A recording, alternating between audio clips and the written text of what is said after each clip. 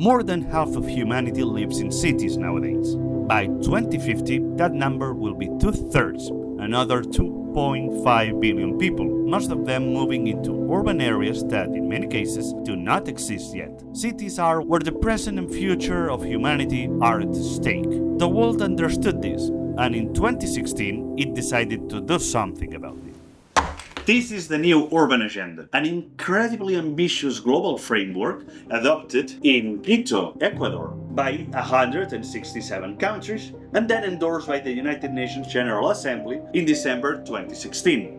And for the first time in the history of a United Nations conference of this kind, cities didn't just attend to this meeting, they co-drafted the text. The document makes specific commitments about how cities should look like, how they should be financed, and who are they for. It set a 20-year horizon from 2016 to 2036. And we are now at the halfway point. And on May 17, the world gathered in Baku, Azerbaijan, for the 13th World Urban Forum, the United Nations' largest urban summit, to issue a massive reality check. The Secretary General is preparing a midterm review, so the official verdict is coming. But the data is already there, and we can already draw some conclusions. So the question is, has the new urban agenda worked so far? Let's figure it out. Before we check the data, we need to understand exactly what the new urban agenda is and what was promised 10 years ago. The new urban agenda is the United Nations non-binding and action-oriented global framework aimed at setting a global standard for urban sustainable development. It is a specific and detailed document that should serve as a universal roadmap to guide planning, building, management, development, and overall improvement of cities and human settlements. Think of it as a global playbook. It's not a law or a binding agreement that countries have to follow, but it's the most important guide we have for building cities that actually work for people and the planet. Now, the new urban agenda isn't the only way the United Nations tries to fix the world, but it is the most practical one for cities. If the SDGs are the what, then the new urban agenda is the specialized roadmap for the urban how. It's the UN's practical toolkit for turning those big goals into tangible results. Particularly the SDG 11, the new urban agenda opens with a vision it calls Cities for All, the equal use and enjoyment of cities by every inhabitant, present and future, without discrimination of any kind. It explicitly invokes the concept of right to the city. This isn't just about the right to live in an urban area. It's the idea that the residents should have a say in how their city is shaped and transformed. It's about putting people's needs over profit. Underneath that vision, three core transformative commitments, three massive promises, define the document's architecture. It has to be said that the new urban agenda is composed of many overlapping commitments and promises. So let's just try to simplify them into three core ideas. So, first, we have cities for everyone. Affordable housing as a right, not a commodity.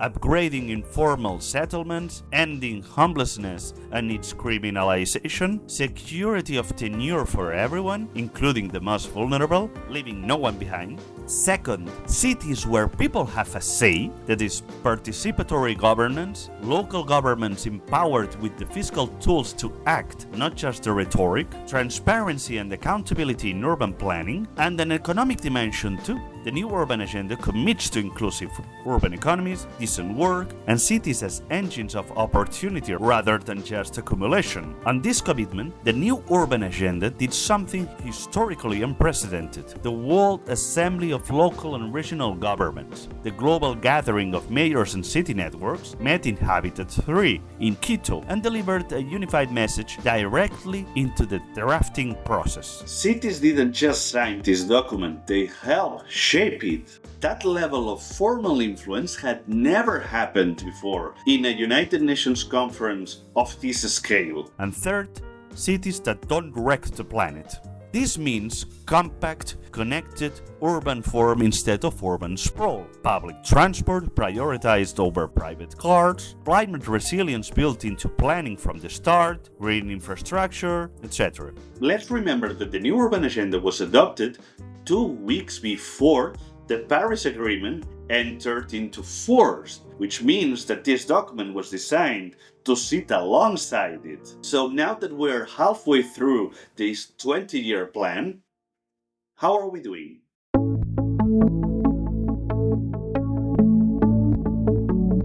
Okay, let's go through each commitment fairly. Regarding the first commitment, more countries now have formal national urban policies than at any point in history. Many cities integrated the new urban agenda principles into local housing strategies with measurable results. Medellin in Colombia, which integrated the new urban agenda principles into its social urbanism model. Freetown in Sierra Leone, which explicitly used the new urban agenda principles to build its transformed Freetown strategy. Or even Barcelona, which formally adopted a municipal implementation plan aligned with the new urban agenda. These are perfect cities, but they show that this framework can be used as a lever when a political will exists. Having said that, if we look at the numbers, we can see that today nearly 3 billion people, about 1 in 3 people alive, live in inadequate housing. Over 1.1 billion live in informal settlements or slums, and more than 300 million people are experiencing homelessness. The global slum population is projected to grow by another 2 billion over the next 3 decades.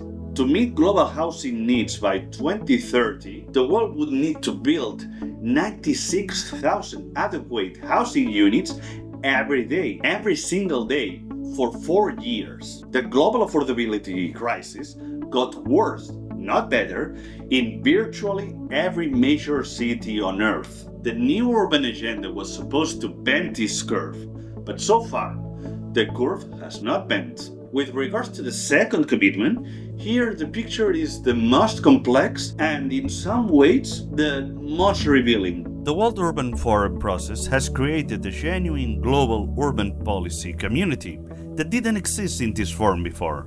The UCLG and the Global Task Force now have formal named roles in the UN processes. The World Assembly of Local and Regional Governments meets at every World Urban Forum. Peer learning between cities has accelerated, cities sharing what works across continents at the speed that wasn't possible before this framework existed.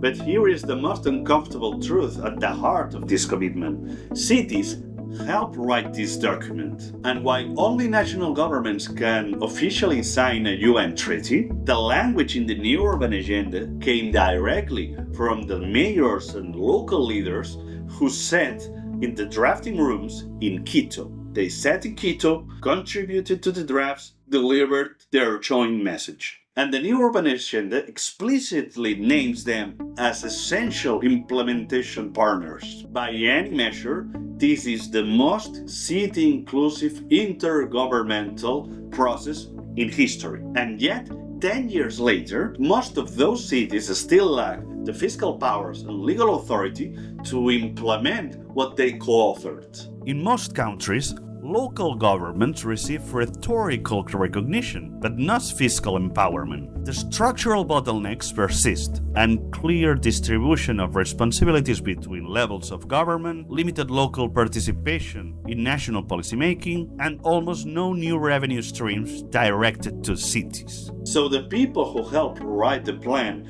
are still waiting for the tools to execute it properly. Last but not least, if we focus on the third commitment, we can observe that urban climate finance has scaled significantly. Climate resilience language is now embedded in virtually every national urban policy in a way it wasn't in 2016. Cities themselves, through networks like C40 or ICLEI, have taken on climate commitments that in some cases even outpaced most of their national governments. Bogota committed to 50% reduction in transport emissions by 2030 and has been restructuring its BRT network accordingly. Copenhagen has pursued carbon neutrality at city level 4 years ahead of Denmark's national targets. And across the global south, cities like Accra and Nairobi are developing climate resilience plans, that is flood mapping, heat corridors, green infrastructure, that simply didn't exist in this form a decade ago. The new urban agenda created a framework that made this kind of city-level climate ambition legible and politically supported in ways it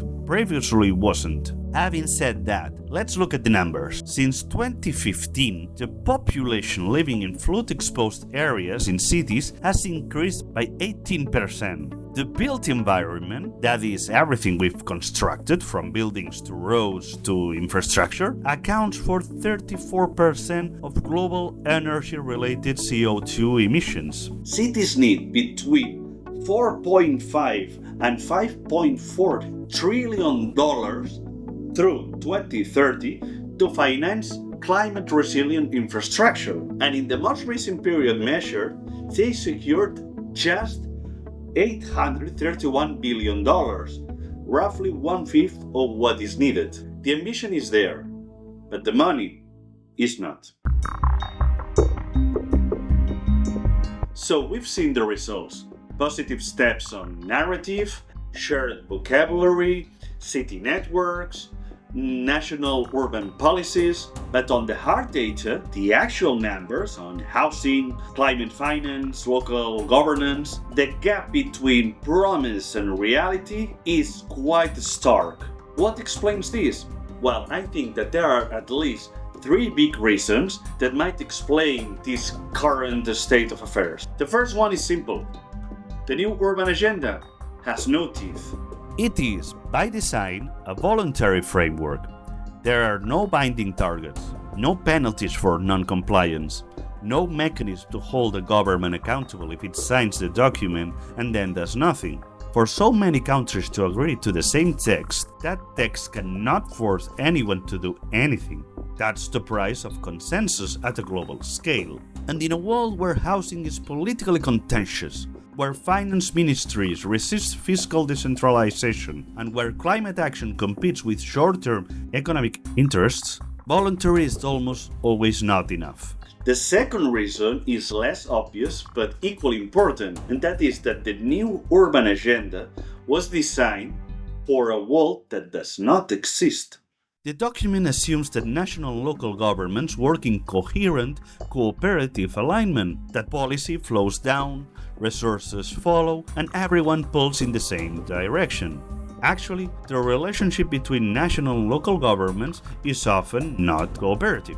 Local governments that want to implement new urban agenda principles have been blocked by national legislation, denied fiscal autonomy, or simply ignored in budget processes. In many countries, local governments pursuing progressive housing or climate policies have been actively undermined by national governments with different political priorities. But the broken assumptions go further. The new urban agenda assumed that progress could be measured, that governments would report honestly, that data would be collected consistently, and that the monitoring framework would tell us what was working and what was not. Unlike the SDGs, which have 169 specific measurable targets with defined indicators, the new urban agenda delegated monitoring to national and local governments through voluntary reporting. The result is patchy, inconsistent data that makes it almost impossible to learn from the last 10 years with any precision. SDG 11 provides some proxy indicators, but they measure outcomes without capturing the mechanism behind them. For instance, we can see that the proportion of people in slums is rising. We cannot clearly diagnose why or which interventions helped and which failed. Without that knowledge, course correction in the second decade becomes largely guesswork. The new urban agenda is a beautiful vision, but it was built on the assumption that the systems needed to deliver it were already in place, and they are not. The third reason is the deepest, and that is that the new urban agenda is trying to change the rules of a game that the most powerful players have no interest in changing. Let's focus on money. The new urban agenda calls for innovative financing, multilateral support, and fiscal decentralization, but it created no dedicated funding mechanism of its own. Unlike the Paris Agreement, which was accompanied by the Green Climate Fund, the new urban agenda arrived without a financial instrument to back it up. Implementation has been left dependent on existing international finance architecture that was not designed for the new urban agenda's goals, and that continues to systematically disadvantage cities where implementation is most urgent. The numbers make this concrete. Less than 2% of global urban climate finance flows from developed to developing economies. Cities in sub-Saharan Africa and Southeast Asia, where urbanization is fastest and the need is greatest, have the least access to international capital markets, the weakest municipal credit ratings, and the most limited domestic tax bases. The new urban agenda asked them to lead the urban transformation, but the money has not followed so far. And beneath the financing problem sits a deeper structural one. The new urban agenda asks governments and markets to treat housing as a public good and a human right, at the exact moment in which housing was consolidating its position as the world's largest asset class, worth nearly $288 trillion globally. It asks local governments to be empowered partners, while public investment in housing and urban development was being cut across most regions following the 2008 financial crisis. The forces working against the new urban agenda weren't just present at the moment of the document's adoption, they were accelerating, and the voluntary framework, however well written it is, and however inclusively drafted it is, cannot outrun that without the political will to back it with something stronger. So, is the new urban agenda working? As a document of soft power and narrative shifting? Yes, absolutely yes. More than most people realize. It changed how cities are discussed at the highest levels of global governance. It gave local governments a formal seat they didn't have before. It made certain ideas politically legitimate in ways they simply weren't before, like housing as a right, land speculation as a problem, or participatory governance as a requirement. However, as a tool for solving the problems it was designed to solve, no, not yet, not nearly enough. And the world, to its credit, knows it. Last month, 57,000 people gathered in Baku for the largest World Urban Forum in history. They produced the Baku Call to Action, calling for the next 10 years to be a genuine decade of action with trackable commitments. But the document is explicitly not binding on governments. Ambitious language, no enforcement mechanism. Sound familiar? The cities of the future are being built right now, in concrete, in zoning laws, in financing decisions, in policies that do or not get passed. The new urban agenda got the diagnosis right. The question for the second decade is whether anyone is willing to write the prescription and enforce it. Thank you very much for your attention. Consider giving a like and subscribing for more content. And in case you enjoy these kind of topics, I invite you to watch this video about Vienna and how it solved affordable housing. Thanks again and have a nice day. Peace.